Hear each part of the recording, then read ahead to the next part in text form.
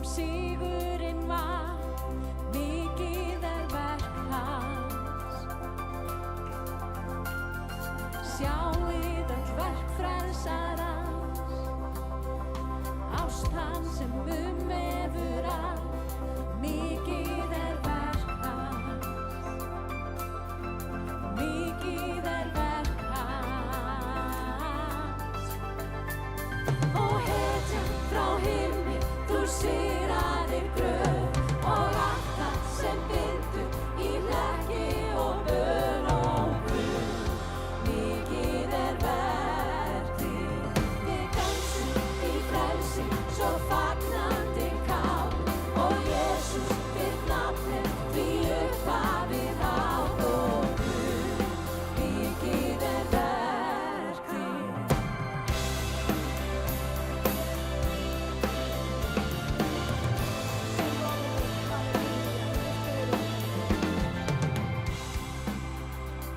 Hann bar sjálfur syndir okkar á líkama sínum upp í tréð til þess að við skildum deyja frá syndum og lifa í réttlætinu. Fyrir hans benjar eru við heil. Halleluja, má ég heyra amen. Þetta er 1. Pétursbréf 2:24. En velkomin á samkomu, gaman að sjá ykkur hér í dag. Við erum komin til þess að lofa Guð, má ég heyra amen. Við erum komin til að lyfta upp hans nafni sem er nafn bæði æðra bæði á himni og jörðu og undir jörðu. Þetta er hans nafn. En Drottinn Jesús, við biðjum að vera með okkur hér í lofgjörð, ég bið að vera með okkur hér þegar við heyrum orð þitt á eftir. Og ég bið þess að þú mættir gefa okkur eitthvað nýtt í dag, Drottinn. Ég þakka þér fyrir trúfestin og ég þakka þér fyrir miskunn þín og náð, Drottinn. Halleluja, takk Drottinn Jesús. Höldum áfram að Aldrei syngja. brugðist í orra hlýð, trúr og sannur alla tíð. Mikið verk þitt. Og ég veit að þú berst með mér enn, því þitt loforð já og amen. Mikið verk þitt. Það þú berst með mér enn, því þitt loforð já og amen. Mikið verk þitt. Mikið verk þitt. Og hetjan frá himni, þú sigraðir gröf og allt það sem bindur í hlekki og böl og guð. Mikið verk þitt. Við dönsum í frelsi, svo fagnandi kát, og Jesús þitt nafn er því upphafið hátt og guð. Mikið verk þitt.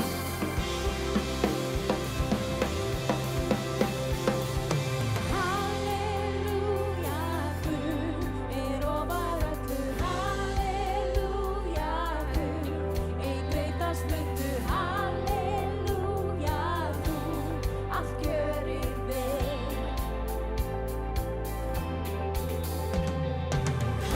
Halleluja, Guð er ofar öllu. Halleluja, Guð, ein breytast muntu. Halleluja, þú allt gjörir vel, allt gjörir vel. Og hetjan frá himni, þú sigraðir gröf og allt það sem bindur í hlekki og böl og guð. Mikið verk þitt. Við dönsum í frelsi, svo fagnandi kát, og Jesús þitt nafn er því upphafið hátt og guð. Mikið verk þitt. Mikið verk þitt. Og guð, mikið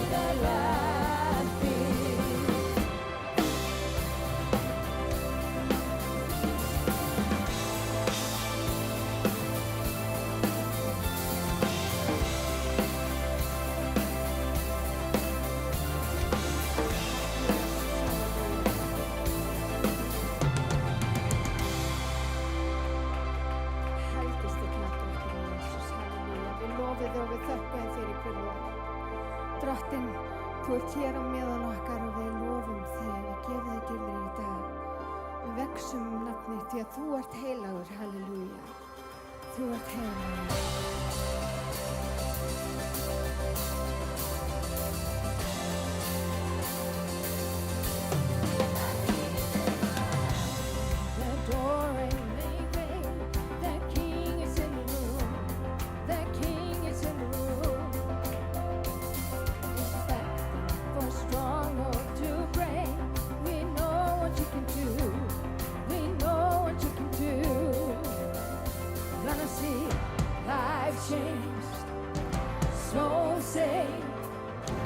Broken hearts made new.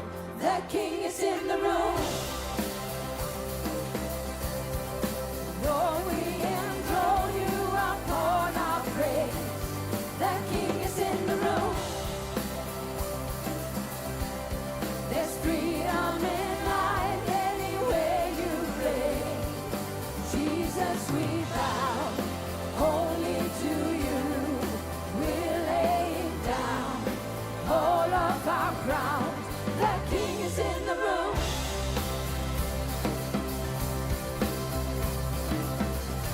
Jesus, hallelujah. Come see all the captives run free. He's tearing down the walls. He's tearing down the walls. There's great shaking power we see. The name above it all. Your name above it all. The King is in the room. Lord, we enthrone you upon our praise. The King is in the room. There's freedom in life anywhere you reign. Jesus, we bow only to you. We're laying down all of our crowns. The King is in the room.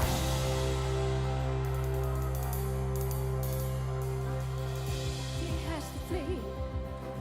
Shame has to leave before the King.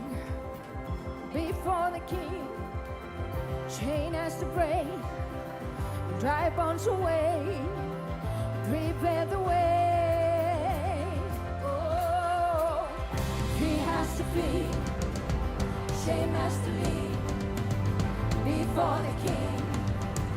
Before the King. Chain has to break.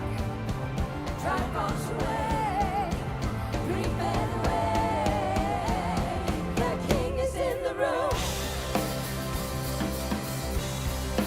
Lord, we enthrone you upon our praise. The King is in the room.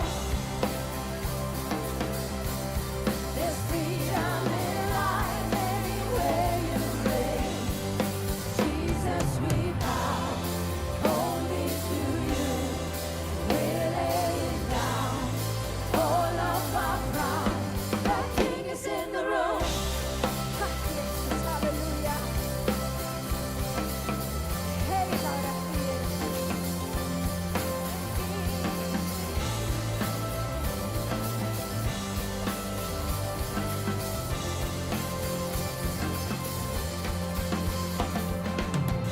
Prepare the way. Prepare the ways in the room. Prepare the way. Prepare the ways in the room. Takk, Jesus, halleluja.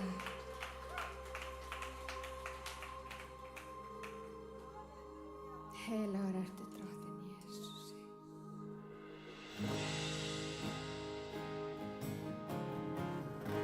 Við lyftum þér upp, drottinn.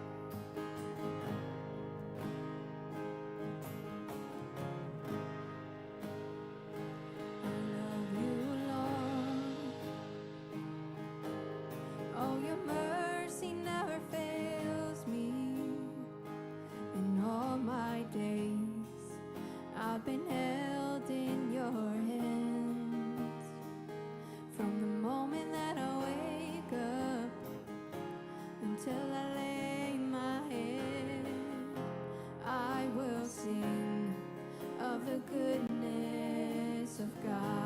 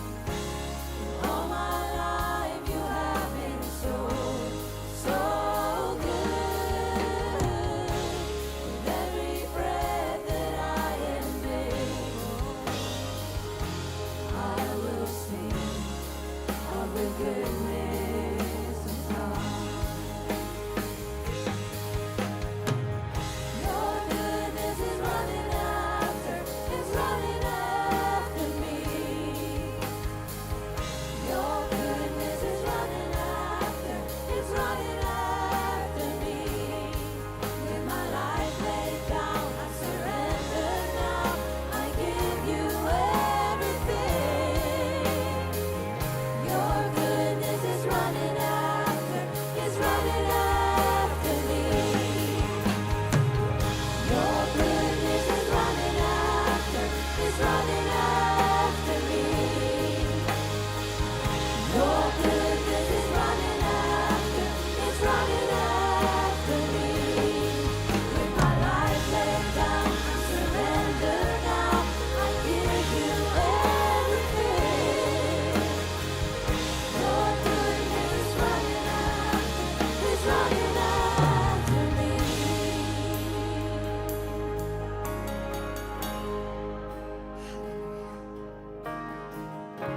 And all my life you have been faithful.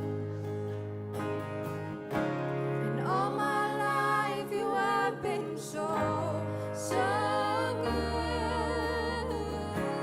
With every breath that I am able, I will sing of the goodness of God.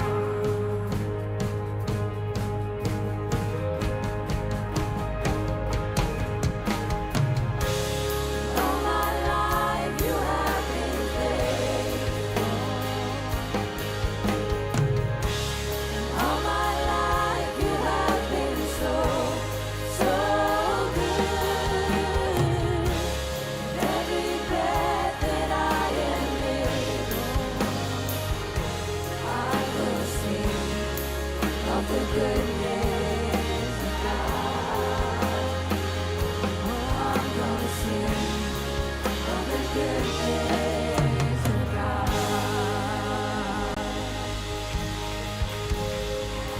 Takk Jesus, við lofum þig drottning. Við lofum þig fyrir krúfust þína, halleluja. Takk Jesus, helgist þitt nafn drottning Jesus. What a beautiful name.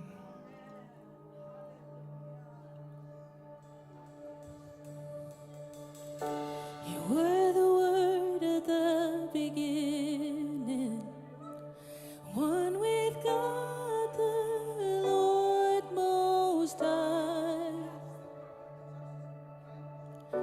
Your hidden glory in creation, now revealed in you are Christ. What a beautiful name it is. What a beautiful name it is. The name of Jesus Christ, my King. What a beautiful name it is. Nothing compares to this. What a beautiful name it is. The name of Jesus.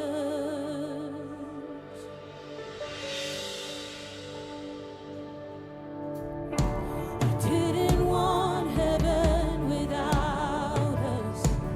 So Jesus, you brought heaven down. Your sin was great, your love was greater. What could separate us now? What a wonderful name it is. What a wonderful name it is. The name of Jesus Christ, my King. What a wonderful name it is. Nothing compares to this. What a wonderful name it is. The name of Jesus. What a wonderful name it is. The name of Jesus.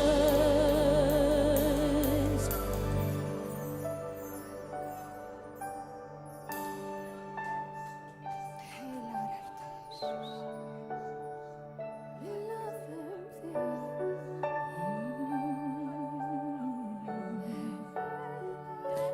That hold you, the veil tore before you, silence the boast of sin and grave. The heavens are roaring, the praise of your glory, for you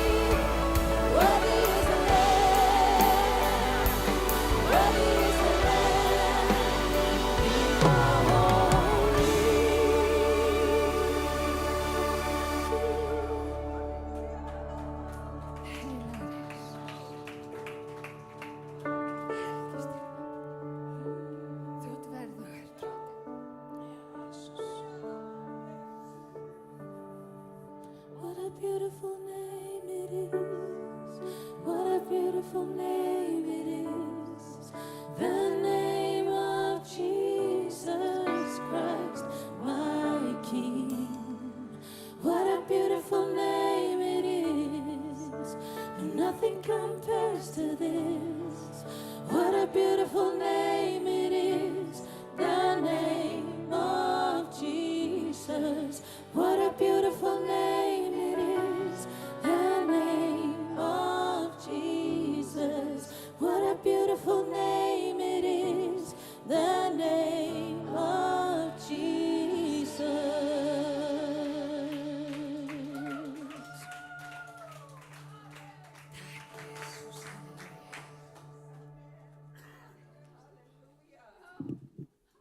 What a beautiful name it is. Hann sem upphaf alls og það var ekkert skapað nema fyrir hann. Og það ekki alltaf sem við náum þessari hugsun. Stundum er Jesú bara svolítið fjarlægur. En við höfum verið að reyna að kenna hvað það er að gefa og hvað það er að læra að treysta. Pastor Sippa er búin að vera að fara með okkur í gegnum hvernig Ísraelsmenn voru að fara og taka landið sem Biblían segir okkur að gera þetta. Þetta er skrifað okkur til viðvörunar, að við að skoða líf þeirra. Og það er ákveðið atriði sem að koma upp í hjarta mér, ég hef aðeins minnst á þetta áður, en ég fer beint í annan kafla, í síðara Kórinthubréfi, í 8. kafla, og 8. og 9. kaflan í síðara Kórinthubréfinu eru 2 heilir kaflar það hvað það er að gefa, hvernig á að gefa og hvaða merkingu þetta hefur allt saman. Þú getur rétt ímyndaði þegar þeir voru að fara í gegnum eyðimörkina, allt í einu, þeir þurfa bara að treysta að Guð talar og þeir þurfa að treysta að Guð bara gefur manna frá himnum. Og samt kvörtuðu þeir og við gerum þetta líka. Guð er búin að gefa mig góða vinnu og áður ég veit þá er ég byrjar að kvarta. Það var bara, yfirmaðurinn ómögulegur og, Sko, Anna Kórinthubréf 8, þá er hann að tala um gjöf og hann byrjar ekki að tala um peninga því hann byrjar að tala um hjarta. Ég þarf að rjúka yfir þetta því ég hef svo stuttan tíma. Svo segir hann í 8:15, eins og er skrifað, sá sem miklu safnaði hafði ekki afgangs. Og þann skorti ekki sem litlu safnaði. Þetta meikar ekki alveg sens, þú veist. Hann er að vísa í 2. Mósebók, 16. kafla, mannaði eyðimörkinni, fólki fór út og safnaði, sumir meira og sumir minna. Og svo var þetta mælt, og þá var sagt í 18. versinu í 2. Mósebók, 16. kafla, hafði sá ekkert afgang sem miklu hafði safnað og þann skorti ekki sem litlu hafði safnað. Þessi að Páll postuli, hann er að gera það sama. Hann er að taka, munið þetta hérna? Og svo færir hann þetta inn í Nýja testamentið og við erum að reyna að læra þetta sama. Og þetta er ekki bara kraftaverk, þetta er hugsun Guðs líf og líkama sem er í jafnvægi. Það sé eðlilegt líf í Kristi. Þetta er ekki kerfi og engin þrýstingur. Holdið elskar kerfi. Lögmálið elskar kerfi. Gefðu mig bara lista hvað ég að gera, svo get ég tjekka þetta og okay, I'm good. Það heitir sjálfsréttlæting. Það kemur enginn til Guðs á eigin forsendum. Það kemur enginn til föðursins nema fyrir mig, segir Jesús. Og þú verður að endurfæða, segir að Nikodémus í Jóhannes 3. Þú kemur aldrei á þínum forsendum. Með þinn fána eða, við förum ekkert lengra þar. Síðan Páll hann notar hérna grískt orð jafnvægi sem heitir isotes. Það er jafnvægi í lífi sem flæðir. Jafnvægi í lífi sem flæðir. Er það að ná þessu? Þannig að Guð var að reyna að kenna þeim eitthvað í eyðimörkinni með mannað og hann er að reyna að kenna okkur eitthvað með það að gefa. Og það ekki ástæðulaus að Páll vitnar í þetta. Þetta svo segir hérna, svo kemur hitt, sumir héldu eftir, og þá segir 2. Mósebók 16:20, og það fúlnaði. Það fúlnaði.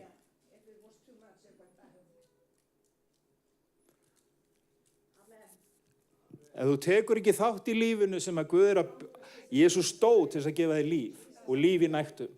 Og hann að reyna að kenna þér að taka þátt í þessu lífi. Ok? Sama mannað, sama gjöfin, 2 mismunandi ávextir, annars rotnun eða líf. Og vitið það, ef ég alveg heiðarlegur, þá þetta ekki texti hérna manna, þetta bara texti mig.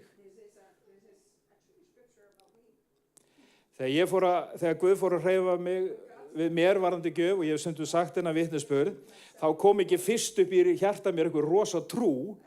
Það var þessi rólega lúmska rödd. Haltu þessu bara verið sjálfa þig. Ekki núna. Þú gæti þurft á þessu að halda. Og ég reyndi að útskýra þetta, gera þetta skynsalegt, en inni mér vissi ég að þetta var ekki viska, þetta var ótti. Og stundum gerum við þetta aftur og aftur, og þá förum við í orðskviðuna 26:11, því að það er 27. í dag. Eins og hundur snýr aftur til spýju sinnar. Og jafnvel meira. Og við erum að grípa hluta á hugsunum sem kom okkur ekki við, og þá segja orðskviðinu 26:17, svo tekur eyrun á hundi sem hleypur framhjá. Þannig maður sem tekur eitthvað sem hún kemur ekki við. Ok? Við erum að taka upp hugsanir sem við eigum ekki haldi í, gera þær á okkar rökum og köllum ótta skynsemi. Og þar festist hjartað. Hann segir ekki,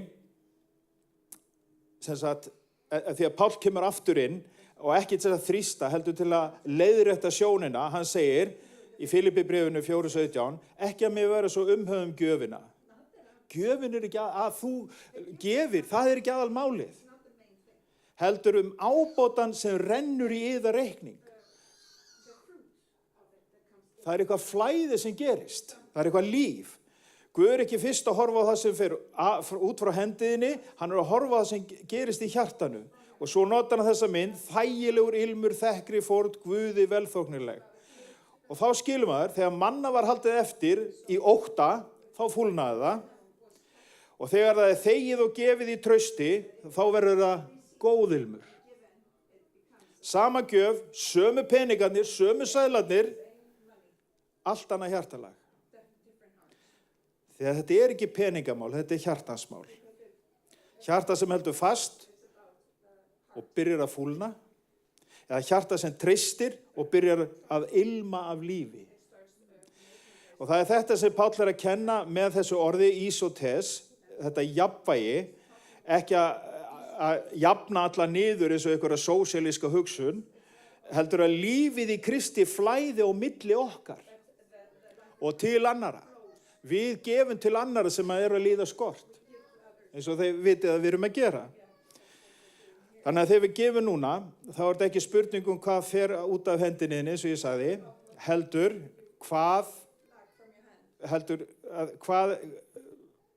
þetta er ekki spurningum hvað fer út af hendinu, heldur hvort þetta verði rotnun eða ilmur.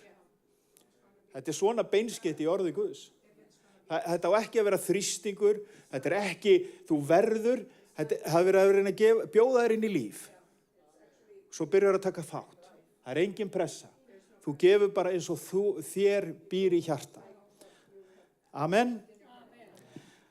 Faðir, ég bara blessa einn og sérkvætt sem að grípur þitt orð og þína leiðsögn, Drottinn. Ég bið að blessa einn og sérkvætt sem að ganga inn í þessa 9 viku, á þessum fyrsta degi þessara 9 viku sem aldrei hefur verið áður. Drottinn, ég bið að blessa og vernda og varveita, bið að uppörfa, gefa hungur eftir orðið þínu.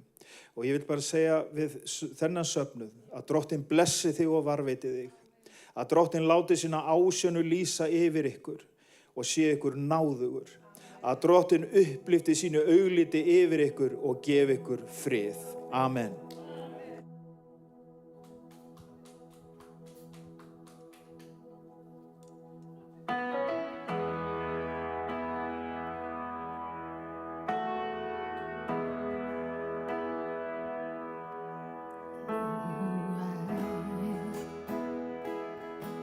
Cause I know who you are. Cross of salvation was only a start. Now I am chosen, free and forgiven. I have a future. It's worth living. I wasn't made to be turned in a grave. I was called by name, born and raised back to life again. I was made for more. So why would I make a bed in my shame when a fountain of grace is running my way? I know I am yours. I was made for more. I am, 'cause I know who you are. The cross of salvation was only the start. Now I am chosen, free and forgiven. I have a future. It's worth the living. I wasn't made to be tended in a grave. I was called by name, born and raised back to life again. I was made for more. So why would I make a bed in my shame when a fountain of grace is running my way? I know I am yours. I was made for more.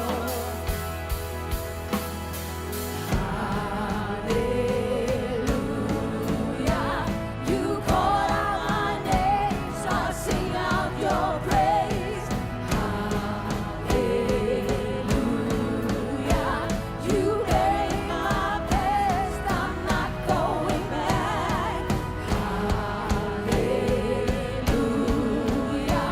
You call out my name, so I'll sing out your praise. Hallelujah. You gave my best, I'm not going back. Made to be tended in a grave. I was called by name, born and raised back to life again. I was made for more. Tack Jesus, halleluja. So why would I make a bed in my shame when a fountain of grace is running my way? I know I am yours. I was made for more. I wasn't made to be tended in a grave.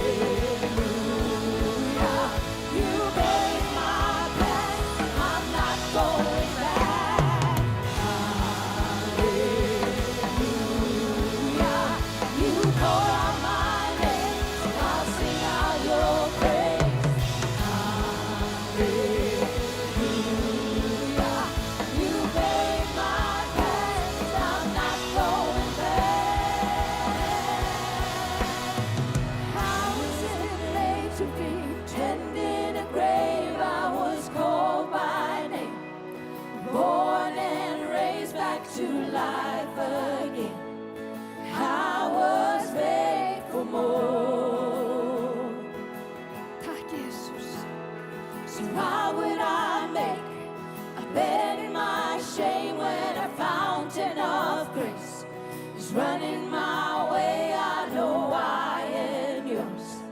I was made for more. Takk, Jesús, við lofum þig. Helgist þitt nafn, drottinn Jesús. Helgist þitt nafn, Jesús. Við gefum þér plás, drottinn Jesús. Við gefum þér plás í dag, halleluja. Við byrjum að starfa hér á meðal okkar í dag. Gefðu okkur eitthvað meira af þér, drottinn. Halleluja. Við byrjum að tala inn í líf fólks í dag. Við byrjum að endurvekja, drottinn Jesús. Við tegna þitt nafn, drottinn Jesús.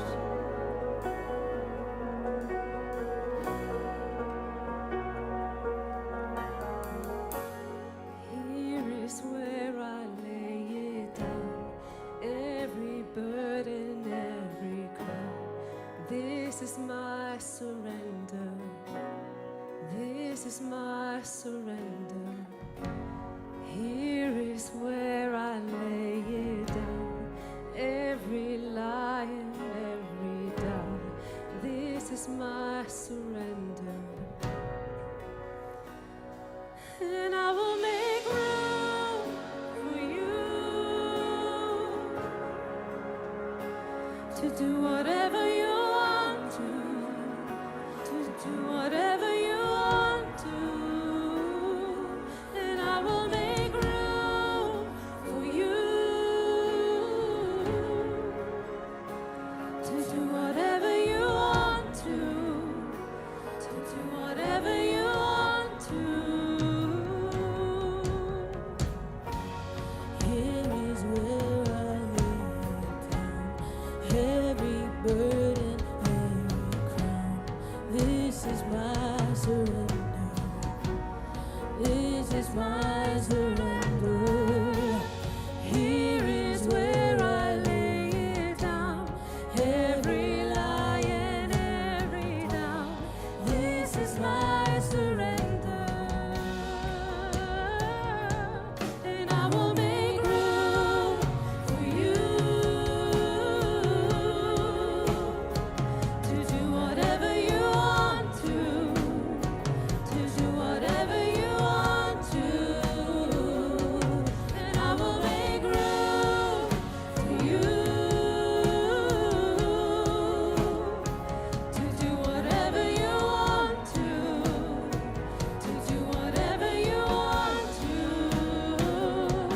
And I will make room for you to do whatever you want to do whatever you want to.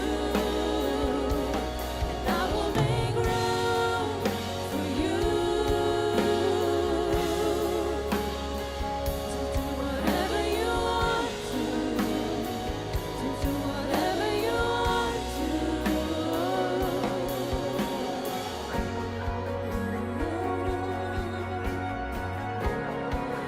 Have your way, Jesus. Have your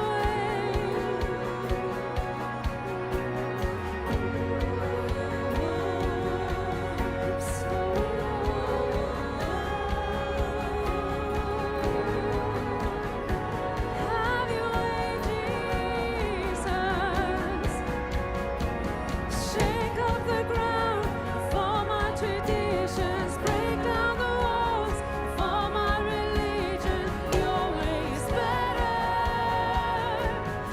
Your way is better. Shake up the ground for my traditions. Break down the walls for my religion. Your way is better. Your way is better. Shake up the ground for my traditions. Break down the walls for my religion. Your way is better. Your way is better. Shake up the ground for my traditions. Break down the walls for my religion. Your way is better. Your way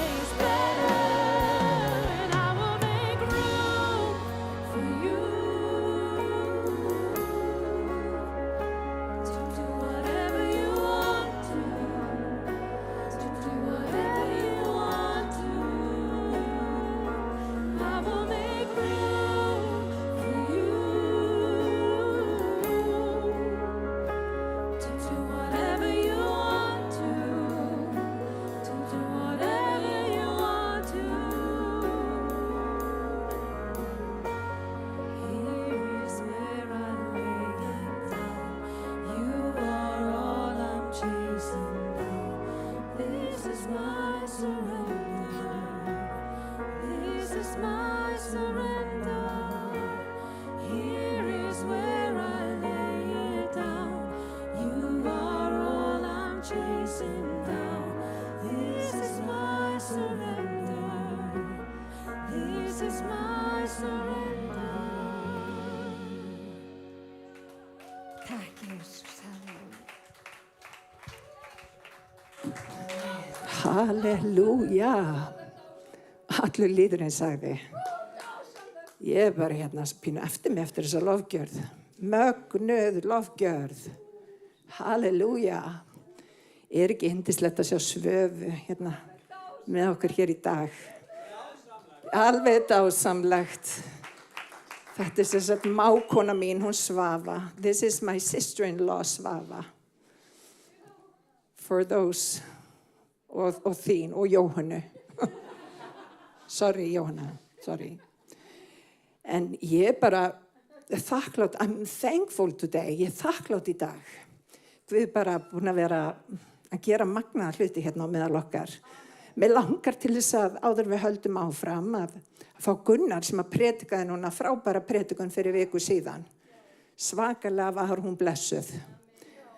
Og Gunnar ætlar að segja hérna nokkur orð áður en ég byrja að predika.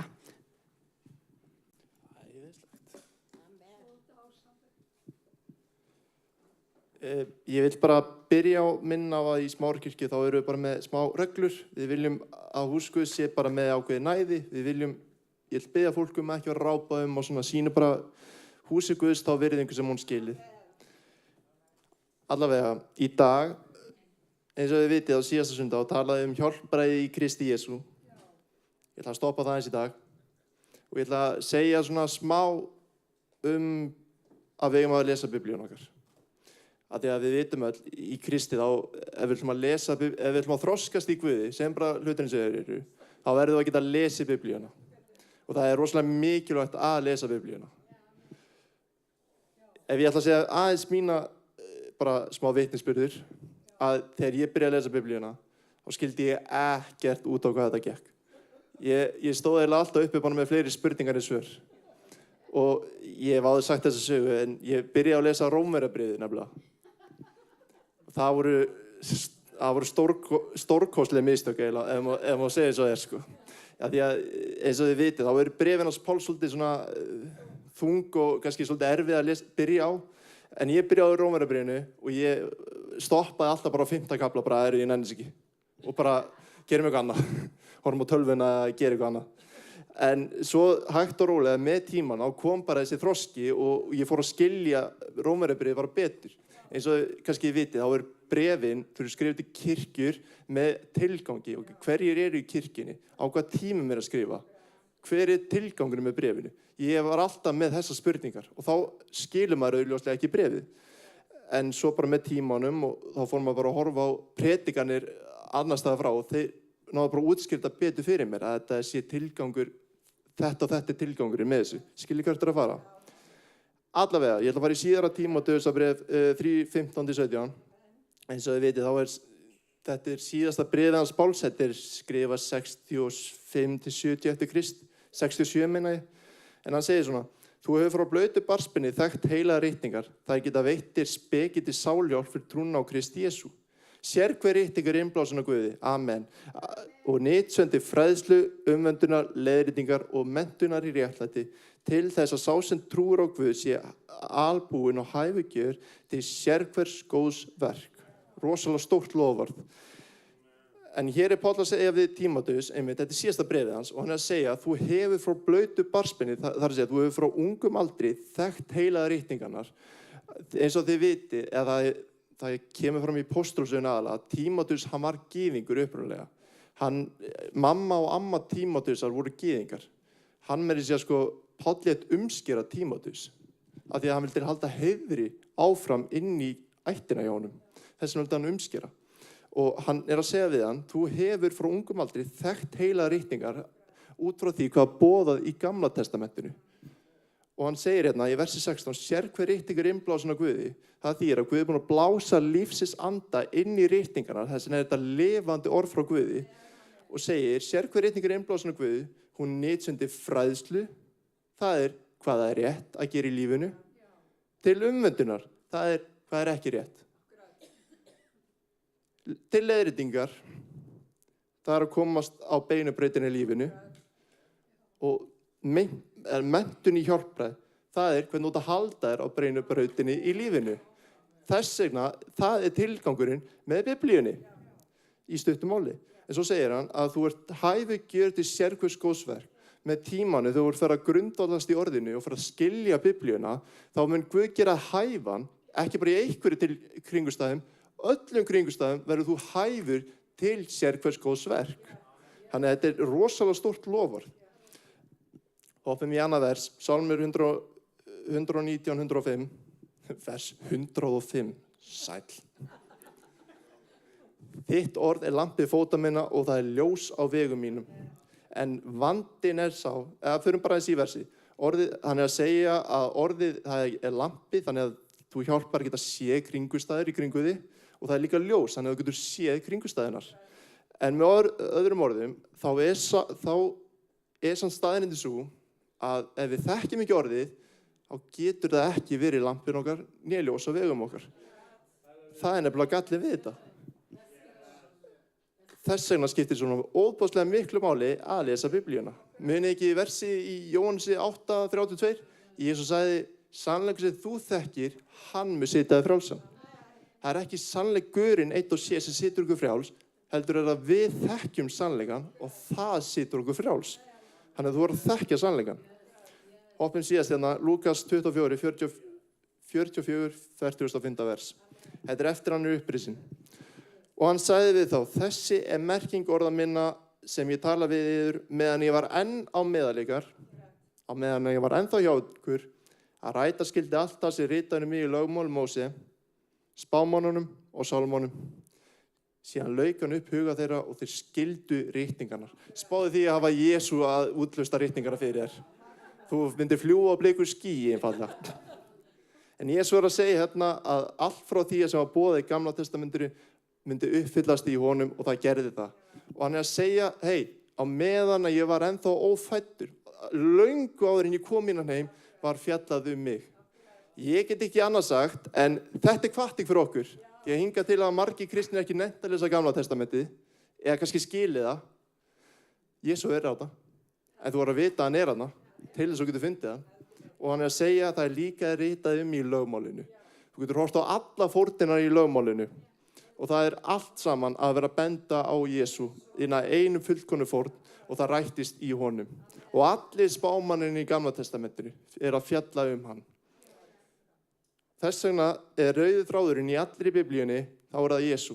Hann í fyrstu Mósebók, hann líka í Malaki, hann í Mattheusarspjalli og hann líka í Opinberabókinni. Hann allstaðar þar á milli að þetta Jesú bók. Þess vegna getum við ekki komist á því að öll Biblían innblásin af Guði. Já, ég búinn. Já. Takk, Jesús, fyrir náð þín á miskunn. Ég þakka þér, Drottinn minn, að þú ert allir í ritninginni innblásin af þér, Jesús. Guð, þú ert búin að blása lífsins anda þínum í ritningarnar, þannig að þegar við förum í ritningarnar, að þá munum við umbreytast eftir þínu vilja, Jesús. Og ég bara bið, Drottinn minn, fyrir predikunin sem framöndan bara leggju hana í þínar hendur, smurðu mömmu, varirinn og tungu, Drottinn, geðinu orða mæla hér í dag og við bara leggjum stund í þínar hendur og megum bara gefa þér alla dýrðina, bara í Jesú heilaga nafni. Amen. Jesús, magnaði drengur. Mér langar til þess að biðja ykkur að rísa á fætur og mér langar til þess að allir heilsa ykkur sem þið hafi ekki heilsað áður og segi velkomin í Smárakirkju. Má ég sjá? Jóhanna, þú verið eitt öldu, Marju. Amen. Halleluja. Takk, Jesús. Amen. Halleluja. Amen.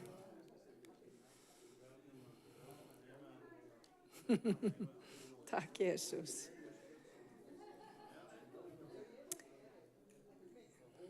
Halleluja. Við skulum fá okkur sæti aftur. Amen. Amen. Dísi Guði. Og mér langar til að tala eftir þessa blessuðu orð sem að Gunnar minn kom með. Það langar mig til þess að tala bara í áframhaldi, það sem ég er búin að vera að tala síðustu vikur. Við erum búin að vera að tala efni sem mjög svo spennandi. Þetta för Ísraelsmenna út úr Egyptalandi inn í Kanansland. Og þú gæti verið hér og spurt, af hverju leggjum við svona opaslega mikla áherslu á þessa frásögn? Og það rétt eins og Hilmar kom inn á áðan, þá frásögnin fyrir okkur. Hún sem viðvörun fyrir okkur. Við þurfum að horfa á þessa frásögn því að hún andleg mynd fyrir kirkjuna í dag. Og þess vegna skoðum við þessa frásögn svona rækilega út af því að við getum tekið alls konar lærdóm úr þessari frásögn. Og reyndar svo mjög að þetta í rauninni ákveðin birtingamynd af okkar göngu með Guði. Og við vitum það að þegar við tökum á móti Jesú Kristi sem okkar persónulega frelsara, þá verðum við ný sköpun í Kristi. Má ég heyra amen? Við verðum ný sköpun í Kristi. En þá byrjar ferðalag. Og Biblían talar að hann frelsar okkur. Hann tekur okkur út úr fangilsi, fortíðar, syndar, dauða. Og við vitum það þegar við tökum á móti Jesú Kristi, þá hefum við líf, ekki bara í þessu lífi, við hefum líf af eilífu. En samt sem áður, þá í rauninni ferlið byrjað. Það bara rétt að byrja. Og við tekur, eins og Gunnar kom inn á, frásagnir eða bréf Páls til kirknanna var til þess að brýna kirkjuna. Var til þess að fá kirkjuna til þess að ganga fram í þeirri köllun sem hún var sett á hana, til þess að hún myndi uppfylla það sem að Guð hafði áður fyrirbúið fyrir kirkjuna. Og vinir, það svo mikilvægt að við áttum okkur að því að við erum ekki bara frelsuð úr Egyptalandi. Það mikilvægt. Við erum ekki lengur þrælar. Og vinir, það svo mikilvægt að átta sig á því að við erum ekki lengur þrælar. Við erum frjáls. Við erum frjáls. Og það þýðir að framtíðin þín.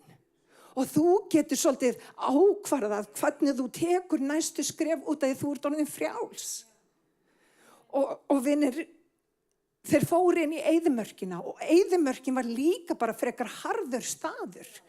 Það var alls konar sem þeir komust í kast við, óvinna þjóðir, hungur og annað slíkt, en Drottinn sá fyrir þeim. Og vinir, þegar við erum nýfrelsuð, þá finnst okkur stundum býtu, af hverju ennþá svona mikið eftir í mínu hjarta? Af hverju ég ennþá að díla við ákveðna svona tilfinningar eða? Af hverju ég jafnvel að daðra við synd og annað slíkt? Af hverju ég ekki bara algjörlega frelsaður út af því þetta ferli? Og vinir, við þurfum að leyfa Guði að eiga við hjartað okkar. Og það sem hann gerir í eyðimörkinni, hann setur okkur í kringustæður til þess að koma í ljós hvað býr í hjartanu. Og við vitum það að þegar þau komu að Jórdan, að þá þurftu þeir að bíða í 3 daga sem mynd upp á það dauða, greftrun og uppreissu. Og til þess að þú komist inn í Kanansland, þá ákveðnir hlutir í þér sem að þarf að deyja. Það sem að þarf að deyja til dæmis minn vilji. Minn vilji ekki endilega besti viljin. Guðs vilji besti viljin. Og þegar við förum að deyja okkur sjálfum og við förum að deyja daglega, þá þurfum við að rísa upp í Kristi. Og svo vitum við að þeir fóru yfir Jórdan og það fyrsta sem þeir gerður voru að láta umskera sig á líkamannum, kallmenninir. Og við hugsum ofboðslega skrítið út að þau voru að fara að berjast við þjóðir, skrítið að byrja á umskurð. En ég ætla að segja ykkur það, vinir, við ætlum að fá lausn frá Guði, ef við viljum sigur í Jesú nafni, þá þurfum við að hlýða því sem að Guð hefur boðað. Og við vitum það að umskurð ekki núna á líkamannum, heldur vill Guð umskera hjarta okkar. Og Guð talar að hann vil taka úr þér steinhjartað Og hann vil gefa þig hjarta af holdi og blóði. Sem að þýðir það að þegar þú gengur í gegnum einhverja kringustæðinu í staðinn fyrir að harðna og vera beiskur og vera reiður, þá þurfum við að leyfa Guði að eiga við hjart okkar. Þannig við rísum upp og við getum haldið áfram. Í staðinn fyrir að vera bundin af reiði, depurð eða vondum tilfinningum, vinir. Og vinir, þegar þarna komum við sögu að þá eru þeir komnir inn í landið sem að Guð hafði gefið þeim. Og þau voru búin að upplifa alls konar og Guð var búin að eiga við hjarta þeirra. Og nú var komið að Jeríkó.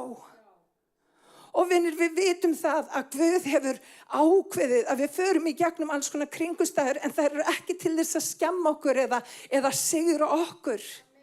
Guð hefur sett okkur í kringustæður til þess að við lærum að sigra. Og vinir, við erum kölluð til að sigra. Við erum kölluð til þess að vera meira en sigurvegarar. Spurningin er bara hvernig við förum að því. Og ég vil nefna eitt í þessu sambandi því að það er mjög mikilvægt að átta sig á því. Eyðimörkin er í rauninni mynd upp á gamla sáttmálan. Gamli sáttmálinn var nákvæmlega það. Hann átti að búa Ísraelsmenn undir það sem að koma skal og var nauðsynlegur fyrir þann tíma til þess að búa til einkenni og svo framvegis fyrir þjóðina. En við vorum ekki kölluð til þess að lifa undir gamla sáttmálinum. Þess vegna kom Jesú. Og hann kom til þess að setja okkur frjáls raunverulega. Og hann sagði sjálfur, óvinurinn kemur til þess að stela, slátra og eyða. En ég kom til þess að gefa ykkur líf í fullri gnægð. Þannig að við þurfum að átta okkur á því að óvinurinn kemur til þess að stela, slátra og eyða. Hann vill halda þér í eyðimörkinni. Hann vill halda þér í gömlu hugsunni. Hann vill halda þér á gömlu slóðunum. En Guð vill gefa þér líf í gnægð. Halleluja. Og hann er trúfastur fyrir alla þá er ákalla hann. Og þegar þannig komum við sögu, þá langar mig til að fara hérna í smá reikningu sem er í Jósúa bók. 5. kafla, þeir eru komnir inn í landið. Loksins komnir inn í landið eftir 40 ár í eyðimörkinni. Og við skulum lesa saman í versi 13 og það stendur svo, einu sinni var Jósúa var staddur við Jeríkó og var litið upp. Kom hann auga á mann sem stóð andspænis honum með brugðisverð á hendi. Jósúa gekk til hans og spurði, hvort ert þú okkar maður eða fjandmannana? Hann svaraði, ég er hersöfningi drottins og var að koma. Hvað gerði Jósúa þá? Jósúa féll þá til jarðar fram að ásjónu sína, laut honum og spurði, hvað skipað þú herra þjóni þínum? Hersöfningi drottins svaraði Jósúa, drag skó af fótum þér því að staðurinn sem þú stendur á, hann er heilagur. Og Jósúa gerði svo. Þarna sjáum við Jósúa sem var bardagamaður í her drottins. Kallaði til þess að leiða ekki bara líðin inn í Kanasland, heldur taka landi til eignar. Og vinir, það er ekki nóg að vita fangelsinu opnu. Þú þarft að stíga út úr fangelsinu. Þú þarft að taka ný landsvæði. Þú átt ekki að vera sami maðurinn í gær. Þú átt ekki að vera sami maðurinn í dag eins og þú varst í gær. Og þarna var Jósúa, örugglega einn kvöld í ímynda mér. Ég var búin allavega að sjá það fyrir mér. Hann stendur fyrir fram að Jeríkó og hann er örugglega að biðja. Hann er örugglega að leita Guðs. Því að það er mikil ábyrgð sem er á herðum Jósúa. Hann á að sigra allt landið og það eru fullt af þjóðum í landinu. Og hann stendur frammi fyrir Jeríkó og hann horfir upp og allt í hennu sér hann það sem að Jeríkó múrarnir eru. Það er maður sem að stendur og hann er með brugðið sverð. Ég hafði orðið mjög hrædd. Og eðlilega spyr hann, ertu með okkur í liði, ertu með þeim í liði? Og vinir, örugglega hefur Jósúa verið með sverð á sér því að óvinnunum var ekki langt undan og maður getur ímyndað sér, honum hefur örugglega orðið hvert við. En vinir, Jósúa spurði strax, ertu með okkur eða ertu með þeim? Og vinir, ég ætla bara að segja ykkur núna, Það röng spurning. Hlustið á mig. Við oft á tíðum þegar við stöndum frammi fyrir Jerikó, þá spyrjum við Drottinn, ertu ekki örugglega með mér? Ertu ekki örugglega með mér? Þú ert með mér, er það ekki? Ég stend frammi fyrir þessum kringumstæðum, ertu ekki örugglega með mér? Vinir, þetta röng spurning. Spurningin frekar, ert þú með honum? Það rétt spurning. Ert þú með honum? Og vinir, þess vegna svaraði hann ekki Jósúa alveg beint. Spurningin miklu frekar, ert þú með Drottni? Og vinir, í dag að það þurfa að gera köllun okkar og útvalningu vissa. Spurningin ekki hvort að hann með okkur. Spurningin eru við með honum? Og vinir, þegar hann áttaði sig á hver hann var, þá sagði hann, hvað viltu? Hvað á ég að gera? Og vinir, það spurningin sem við þurfum að biðja Guð þegar við stöndum frammi fyrir Jerikó. Hvernig viltu að ég höndli þessar kringumstæður? Og vinir, Guð með áætlun. Við gleymum því stundum að hann leiddi okkur inn í Kanasland. Hann ætlar að leiða okkur í gegnum Kanaslandið og hann ætlar að hjálpa okkur að sigra hverja einustu múra. Má ég heyra amen? Og vinir, Guð tekur ekki bara af kringumstæðum, hann tekur okkur í gegnum kringumstæður. Því hann trúfastur. Hann veit hvað hann að gera. Hann trúfastur, má ég heyra? Halleluja. Og vinir, þegar við áttum okkur á því, að þá áttum við okkur líka á því að þetta ekkit mig. Þetta hann. Og þegar ég áttum á því að þetta ekki mig, að þá fer ég að hvíla í honum. Ég þarf að áttum á því að hann búinn að kalla mig fyrir nákvæmlega þessar kringumstæður. Hann búinn að kalla mig þannig að ég á að geta farið í gegnum þessar kringumstæður. Og vinir, þegar hann búinn að kalla okkur að kringumstæðin, þá mun hann fara með okkur í gegnum kringumstæðirnar. Og hann mun aldrei skilja þig eftir. Þitt DNA breytt, þú ert ný sköpun í Kristi. Halleluja. Og meiri segja, hefur hann talað að þú átt arfleið með honum. Og vinir, hvað þýðir það? Þú ert erfingi. Alls þess sem að Guð hefur fyrir alla, það hefur hann fyrir þig. Má ég heyra amen. Þannig að þú ert erfingi. Takk Jesús. Halleluja. Vinir, Guð virkilega hitti mig fyrir, við vorum að lesa þessa frásögn og við kirkja erum að lesa alla biblíuna og þessi frásögn væri mitt það sem við vorum að lesa í þessari viku og ég fór að hugsa, Drottinn kannski eitthvað í mínu lífi sem þannig að ég vil að hann kom og blessi mig. En ég stundum ekki alveg meðvituð það, ég að blessa hann? Og vinir, við verðum að vera meðvituð að til þess að sigra það sem framundan, þá þarf ég að vera í línu við Drottinn. Ég þarf að vera í hans vilja. Og vinir, ég má ekki vera bara að gera mitt. Ég verð að gera vilja hans. Og þegar ég átta mig á því að þá breytist eitthvað í mínu lífi. Og allt í einu fer að koma sigur. Allt í einu fer að koma blessun. Allt í einu fer að koma gegnumbrot sem ég hef kannski ekki séð áður. Halleluja. En Guð vil gefa okkur gegnumbrotið, má ég heyra amen. Og Jósúa féll þá til jarðar, fram á ásjónu sína laut honum og spurði, hvað skipar þú Herra þjóni þínum? Halleluja. Mér langar að benda ykkur á eitt. Ég vil meina það að þarna hafa hann séð Jesú. Leyfið mér að útskýra af hverju.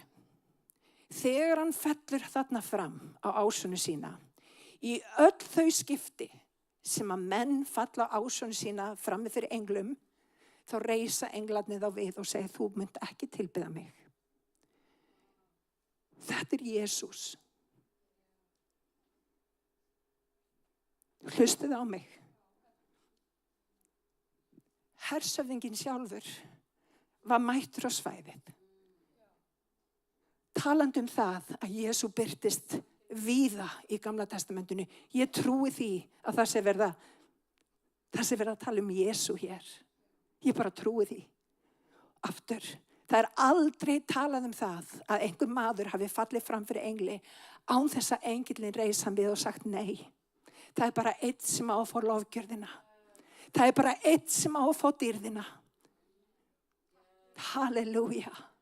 Og ég vil segja við ykkur í dag, vinir, þegar við stöndum frammi fyrir okkar Jerikó, þá getur við verið viss það að sá sem hefur sigrað allt kemur til þín.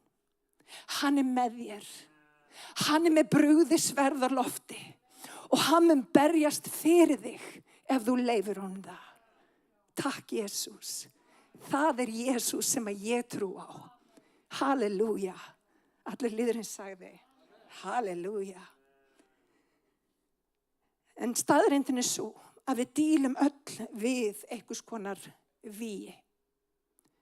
Hvað vígi? Vígin voru náttúrulega á þeim tíma þegar þau fóru inn í Kananslanda, þá voru það náttúrulega bara borgarmúrar. En vinir, þetta hefur andlega þýðingu fyrir okkur í dag. Vígin eru margskonar. Vígi oft á tíðum bara synd sem að bankar upp á og þú verður að halla þér að henni aðeins og mikið. Það vígi. Þegar flaskan fer að vera eitthvað sem að þú leitar í á hverjum einasta degi eða nokkru sinnum í viku, þá það vígi. Þegar átfíkn getur verið vígi. Klámfíkn getur verið vígi. Vinir, það ekki bara vígi, reiði getur verið vígi. Það eru rosalega margir sem að leyfa sér að vera reiðir endalaust. Og vinir, reiðin fyrir að geta verið vígi í þínu lífi sem heldur þig frá því besta sem að Guð hefur fyrir þig. Guð vil tækla reiðina þína. Hann vil gefa þér sigur.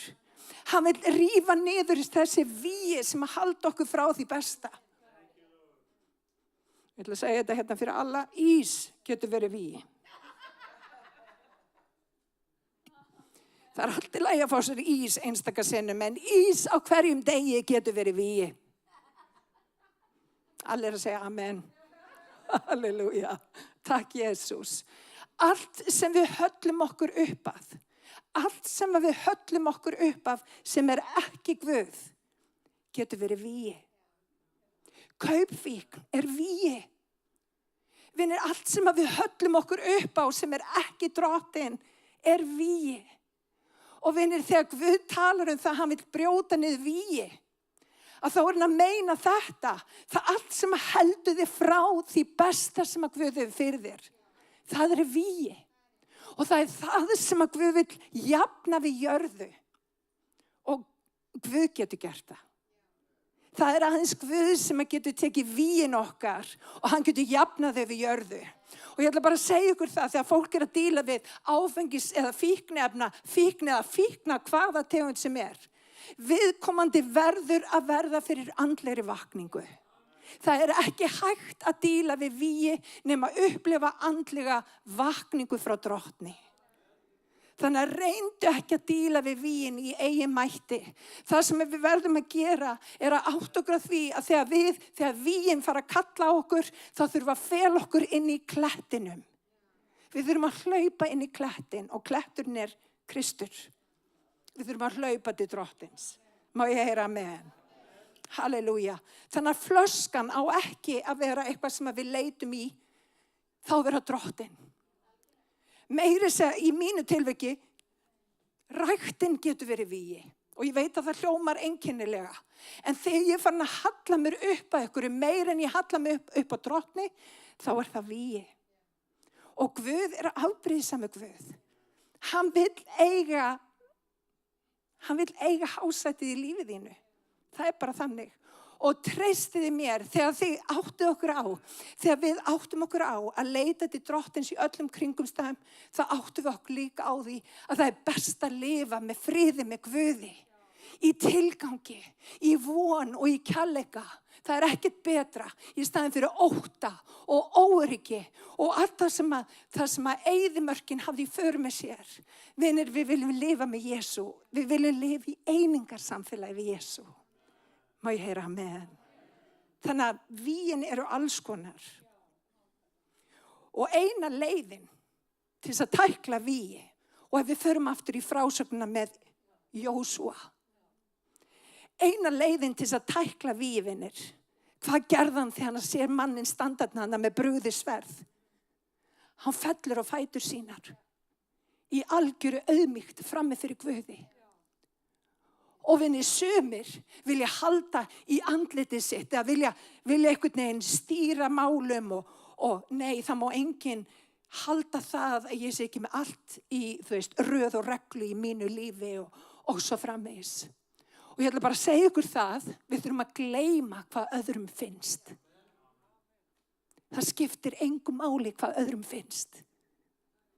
Þegar þú ætlar að nálgast Drottinn og þú ert með vígi í þínu lífi, veit þið hvað er best að gera? Alveg eins og Jósúa gerði, það er að auðmýkja sig. Það er að auðmýkja sig. Það er að auðmýkja sig frammi fyrir Guði og fara að tilbiðja hann. Og ég ætla bara að segja ykkur, ef þið viljið sjá vígi brotna, prófið að lyfta upp nafni Jesú. Prófið að gefa honum dýrðina á hverjum einasta degi. Prófið að segja, Drottinn, ég skil ekki hvernig ég mun fara í gegnum þetta, en ég kýs að treysta þér. Það er það sem að Guð vil kenna okkur í þessum kringumstæðum. Og það er það sem að Jósúa gerði. Halleluja. Þannig að vinir, í dag, að þá þurfum við ekki að horfa á vígin sem eitthvað óttalegt. Heldur er þetta eitthvað sem að Drottinn ætlar að tækla fyrir okkur. Ef við leitum hans. Ef við treystum honum. Halleluja. Og við ætlum að læra að treysta honum. Aðeins kraftur Guðs getur brotið niður Jerikó. Það er bara kraftur Guðs. Halleluja. Og vitið hvað óvinnurinn er svo duglegur að sannfæra okkur að hlutinni sé nú bara ekki nákvæmlega svona. Hefur Guð virkilega sagt. Og við förum allt í einu að efast vilja Guðs fyrir okkar líf. Og við förum að efast andlegan sannleika. Vinir, andlegur sannleikur er mikilvægari en náttúrulegur það sem við sjáum í hennu náttúrulega. Og ég held að við stundum áttum okkur ekki á því hvað er mikilvægt að vera andlega sterkur þegar við tökumst á við kringumstæður lífsins. Það er andinn þinn sem vil beygja sig fyrir Drottni. Það er andinn þinn sem vil gera það sem rétt er. Og alveg eins og þið gerðu, til dæmis þegar voru í eyðimörkinni, þá þurftur að borða á hverjum einasta degi manna. Vinir, Guð vil gefa þér manna á hverjum einasta degi. Mannað er ritningarnar. Þess vegna vill hann eiga samfélag við okkur á hverjum einasta degi. Af hverju? Því að þú þarft næringu. Andlegi maður þinn þarf næringu. Og vinir, við eigum ekki að labba hér bara vera eitt í dag og annað á morgun. Við eigum að rata beinar brautir, kennir ritningin. Og hvernig getum við gert það öðruvísin að þekkja ritningarnar? Við þurfum að þekkja ritningarnar. Halleluja.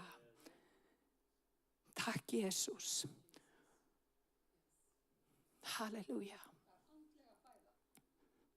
Takk, Jesús. Takk, Jesús. Drottinn, viltu gefa okkur rétta mynd, Drottinn minn, Jesús. Hjálpa okkur til að sjá þig í öllum kringumstæðum, Drottinn minn, þegar við stöndum frammi fyrir Jerikó. Ég bið Drottinn að opna okkar andlegu augu hér í dag, Drottinn minn. Verði vilji þinn. Verði vilji þinn. Takk, Jesús. Og það sem að Guð vil líka kenna okkur er að hegða okkur ekki eftir öll þessari. Vinir, ekki hegða okkur eins og allir hérna úti. Tökum háttaskiptum með endurnýjung hugarfarsins. Og reynum þá hverju vilji Guðs hið góða, fagra og fullkomna. Dýr sé þér Jesú. Vinir, hann hefur máttinn. Hann hefur alla mátt í sinni hendi. Og mér langar að leggja áherslu, farð aftur í 1. vers, alveg. Að þið vegna miskunnar Guðs bjóðið fram sjálf ykkur. Og vinir, þarna þarf þú og ég að bjóða fram sjálfa þig að lifandi þóknarlegri fórn. Þetta er val sem við þurfum að taka á hverjum einasta degi. Að bjóða okkur fram sem lifandi, heilaga fórn. Hvernig gerum við það? Við gerum það með því að koma fram fyrir Drottinn í bæn á hverjum einasta degi. Áður við göngum inn í daginn að það þurfa að biðja Guð að leiða okkur. Það lifandi, heilög, Guði þóknanleg fórn. Það þýðir líka þegar Guð setur okkur í kringumstæður og það eitthvað leiðrétting sem að eiga sér stað í líf okkar, að við þversköllumst ekki við, heldur við tökum leiðréttingunni og við biðjum Guð að fyrirgefa okkur, að ég minnki og hann vaxi. Það það sem það þýðir. Og vinir, þegar við erum sem lifandi heilög fórn og altari Guðs, þá breytist hugsun okkar. Af hverju breytist hún? Út af því að við erum að breyta form. Við erum actually að breyta form. Og það sem að gerist í fórnina, hún breytist úr því að vera fórn í það að vera, hvað kemur fyrir fórnina? Hún verður að ösku. Og á ég að segja ykkur að fórnin sem að varða ösku, hún var tekin, askan var tekin út fyrir borgamúrana og hún var líf og lækning fyrir þá sem að voru með holdsveiki. Þannig að þín fórn á altari Guðs getur verið öðrum til lækningar. Hugsið ykkur, hann gefur þér fegurð í stað ösku. Hann gefur lækningu í stað ösku. Og vinir, þegar við erum að breyta form, þá það óþægilegt. En trúðu mér, Guð mun nota það sér til dýrðar. Hann mun rífa niður öldurinn. Hann mun rífa niður múrana. Og hann mun gefa þér sigur yfir landinu. Þannig að þín lækning verður ekki bara lækning fyrir þig, hún verður lækning fyrir aðra líka. Það það sem að Guð gerir. Og vinir, þegar við göngum í gegnum þetta líf og við stöndum frammi fyrir alls konar vígum innra með okkur. Leifum Guði að díla við það. Leifum Guði að lækna og rífa niður það sem að þarf að rífa niður. Því hann rífur niður, hann sker burt en hann græðir líka, hann gróður setur. Hann elskar okkur. Og hann vill þér alltaf besta. Þannig að þegar við skoðum þessa frásögn með Jósúa, þá sjáum við 4 hluti sem hann gerir. Hann byrjar á því að vera í bæn. Hann í íhugum frammi fyrir Guði. Hann stendur frammi fyrir víginu og hann sér vígið. Og hvað gerir hann? Hann biður Guð að leiðbeina sér. Og vinir, þegar þú stendur frammi fyrir þínu vígi, ekki bara reiða þig og eigið hyggjuvit. Farðu að biðja Guð. Biðdu Guð að hlutast til þín mál. Biðdu Guð að koma með lausn á þessum málum. Biðdu Guð að fara á undan og tækla þín mál eins og hann vill gera. Halleluja, bænin, krakkar. Og hann segir allt sem að þú biður í mínu nafni, það mun ég veita þér. Og hvernig að biðja í nafni Guðs? Get ég þá bara beðið Drottinn, viltu gefa mig milljónir inn á reikningin á morgun og nei, rétt hjá þér Guðni. Þegar við biðjum í Jesú nafni þá biðjum við í eðli Jesú. Og hvernig í eðli Jesú? Eðli Jesú að rífa til dæmis niður múrana í kringum hjartað þitt. Það í eðli Jesú að biðja fyrir náungunum og blessa fólk í kringum þig. Það í eðli Jesú að biðja að við vöxum í honum. Það í eðli Jesú að biðja að kirkjan dafni og vaxi. Það í eðli Jesú. Biðjum í eðli Jesú. Ekki biðja ykkur að vitleysu, biðjum í eðli Jesú. Halleluja. Númer 2. Hvað númer 2? Þú tilbiður. Hvað gerði hann? Hann fjall fram á 4 fætur, hann fór að tilbiðja. Því hann vissi að hann var í guðlegri nálægð. Og vinir, á hverjum einasta degi þá þurfum við að hafa það sem reglu að byrja á því að tilbiðja. Af hverju skiptir svona miklu máli að tilbiðja? Út að við erum bara verur sem að tilbiðjum eitthvað. Og ef þú tilbyður ekki Guð, þá tilbyður þú eitthvað annað. Það best að tilbyðja Guð. Það bara þannig.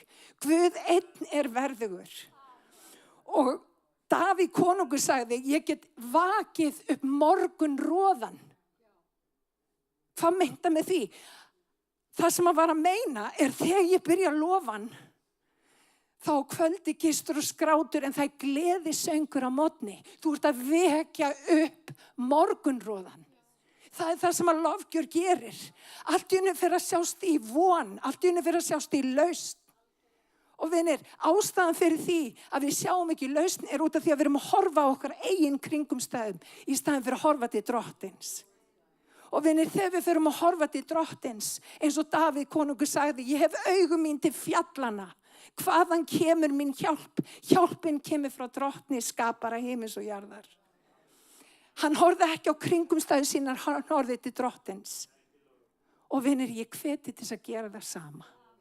Halleluja. Takk, Jesús. Númer 3. Hlýðni. Hvað sagði hersöfðinginn, drottinn Jesú, við hann? Farðu úr skónu þínum og hann gerði nákvæmlega það sem hann baði um.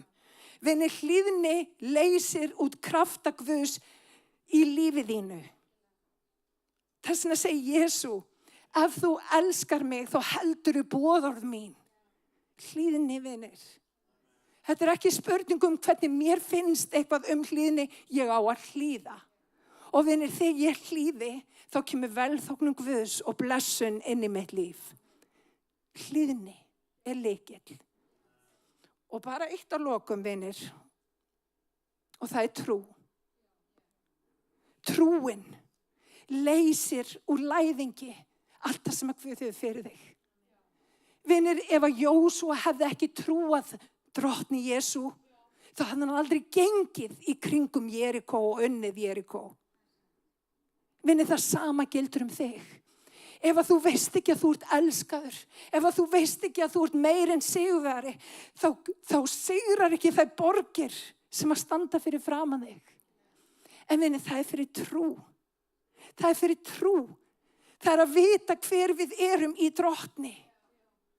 Auðkenni mitt þarf að vera það, ég er dóttir hins hæsta. Vinir, auðkenni þitt er líka, þú ert sonur eða dóttir hins hæsta. Hann elskar þig. Hann ætlar að brjóta niður sérhvert vígi. Hann ætlar að hjálpa þér að sigra landið. Og hann gerir það einni borg í einu. Hann tekur eitt vígi í einu. Hann tekur nefnilega ekki öll vígin í einu. Takk, Jesús. En hann er lifandi og hann er heilagur.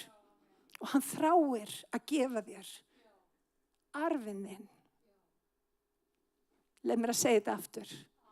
Hann þráir að gefa þér arfinn þinn. Hann vil sjá þér vegna vel. Hann vil sjá þér vinna orusturnar. Hann vil gefa þér líf í gnægð. Hann vil umbreyta hugsuninni. Hann vil sjá þig dafna og vaksa. Er það ekki dásamlegt? Halleluja, rísum á fætur. Og gefum honum dýrðina. Halleluja. Drottin, við bara komum fram fyrir þig. Við lyftum upp þínu heila nafni. Drottin, ég bara blessa þig hér í dag. Drottin, ég þakka þig fyrir það, Jesús. Að þú ætlar, drottin minn, Jesús, að fara á undan, drottin, og við ætlum að hlýða. Við ætlum að hlýða, Jesús. Við ætlum að tilbiðja. Við ætlum að lofa. Við ætlum að hlýða, við ætlum að biðja, við ætlum að lesa. Við ætlum ekki, drottinn minn, Jesús, að nota veraldleg vopn, drottinn í þessari baráttu. Við ætlum að nota andleg vopn. Halleluja. Og við ætlum að hertaka sérhverja hugsun til hlýðni við þig. Við ætlum að leyfa þínum vilja að ná fram að ganga í líf okkar og við ætlum að leysa úr læðingi, drottinn minn, út að við ætlum að taka skref á móti þér, drottinn Jesús. Við ætlum að hleypa þér inn í afkima hjartans okkar. Viltu ryðja niður sérhverju altari sem er ekki af þér? Viltu ryðja niður, drottinn, múrum sem halda okkur frá því besta sem að þú hefur fyrir okkur? Í Jesú nafni, kallum. Halleluja.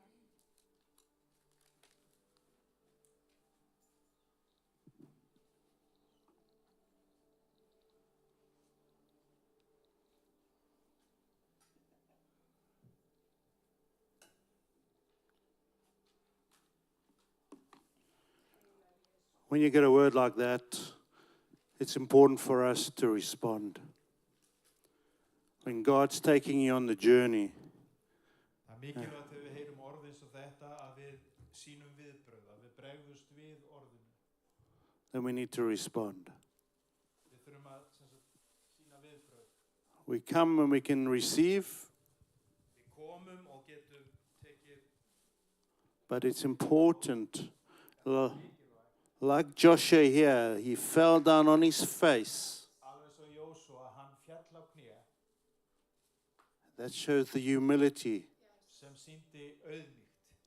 You see, he recognized he was not in control, Hann gerði sig grein að hann var ekki við stjórn, but God is. heldur Guð. And the best place for us to be is humbled before God. Besti staðurinn fyrir okkur er að vera í auðmýkt frammi fyrir drottni. Hence, when they came over the Jordan, the first thing they did was circumcise their hearts. Eins og þeir komu yfir Jórdan, það fyrsta sem þeir gerðu var að það var umskurð. For his ways are not our Því ways. að hans vegir eru ekki okkar vegir. And we need to humble ourselves and inquire of the Lord. Og við þurfum að auðmýkja okkur og leita drottins. The thing is, we come on a Sunday and we sing these lovely worship songs. Þið sjáum við komum á sunnudögum og syngjum þessa fallegu lofgerðarsönga. And it's time for the change to be brought about in the church where we don't longer sing them, but we live them. Það er tími til komin að við bara syngjum þá ekki, heldur lifum þá út. I surrender all. Ég gef þér allt. Do we? Er það í raun svo? This has got to be a life change that God is taking us into. Þetta þarf að vera lífsumbreytandi þar sem Guð fer með okkur í gegnum. Canaan is there, but we got to move out of the wilderness. En við þurfum að færa okkur út úr eyðimörkinni. And we got to surrender all to enter into it. Við ætlum að gefa okkur öll í þetta. Heavenly Father, as we stand here today, Himneski Faðir, þegar við stöndum hér í dag, each one of us, God, hvert og eitt okkar, we are making a decision today þá erum við að taka ákvörðun í dag that we want to be changed. að við viljum umbreytast. We no longer want to walk the mountain. Við viljum ekki lengur vera okkur í fjallgöngu. We no longer want to resist. Við viljum ekki vera alltaf í einhverju mótstöðu. We want you to change us, God. Við viljum að þú umbreytir okkur, Drottinn. Renew our minds with the washing of your word. Endurnýjar hugafar okkar og þværð okkur í orði þínu. Replace the heart of stone with a heart of flesh. Taktu okkur steinhjarta og gefðu okkur hjarta af holdi og blóði. And write your word upon it. Og ritaðu nafn þitt á hjarta okkar. And when we come to decisions in life, let us inquire of the Lord. Og þegar við þurfum að taka ákvarðanir í lífinu, gefðu okkur þá visku að við leitum þín. And I'm not talking about what socks to put on in the morning. Ég ekki að tala hvaða sokkapurð þú átt að fara í á morgnana. But the big mountains, the rocks in our lives. Heldur stóru björgin í líf okkar. We're going to inquire of you, Lord. Þá ætlum við að leita þín fyrst, Drottinn. Change me. Umbreyttu mér. Today, Lord, let us leave here changed. Drottinn, að við mættum fara hérðan umbreytt. That two-edged sword that we just heard penetrating our heart, let it have its way. Að þetta tvíeggjaða sverð sem orð þitt megi það hafa sína verkun. Like a precise instrument in the physician's hand, Eins og nákvæmur skurðhnífur skurðlæknisins sculpting out our future sem að myndhöggva framtíð okkar and changing us. með því að umbreyta okkur. In Jesus' Í name, Jesú nafni. amen. Amen. Amen. Lord, as we prepare ourselves to remember what you've done for us on the cross, Og þegar við undirbúum okkur og þegar við minnumst þess hvað þú gerðir fyrir okkur á krossinum, we're going to take a few minutes just to quieten our hearts. þá ætlum við bara að taka smá stund og vera bara kyrr í hjörtum okkar. We're looking to you, Almighty God. Við erum að horfa til þín, þú mikli Guð. We're looking to you, Við Jesus, erum að horfa til þín, Jesús. with an open heart, an open mind. Opið hjarta og opin huga. Thank you that you're walking amongst this lampstand today, Takka þér fyrir að þú gengur á milli ljósastikka þinna í dag and help us to remember you. og hjálpa okkur að minnast þín. Because of you, we are here today. Það aðeins vegna þín sem við erum hér í dag. and all that you've done for us. og minnast alls þess sem þú eru gert fyrir okkur. Speak to us, Lord Jesus. Talaðu til okkar drottin Jésús. Speak to us, Lord. Talaðu til okkar drottin.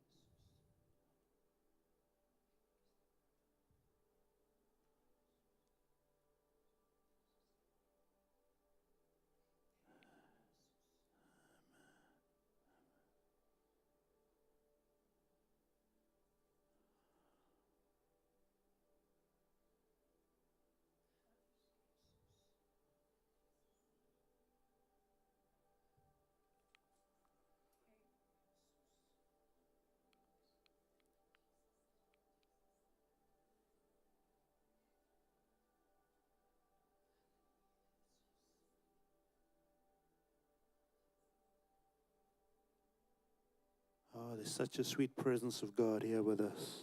Það svo yndisleg nærvera drottins hér í dag. Let's just stay here a minute longer. Við skulum bara dvelja hérna augnablik enn.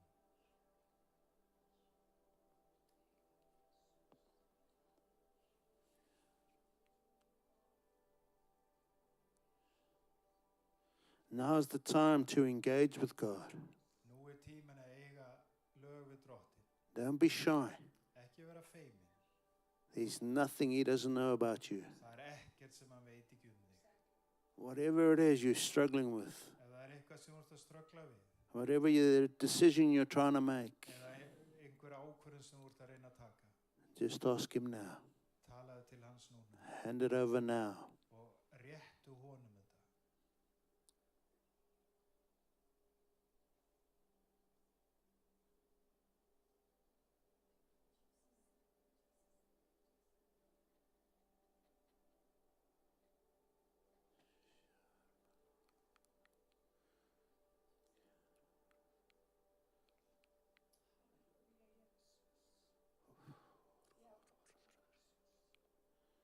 Thank you, Lord.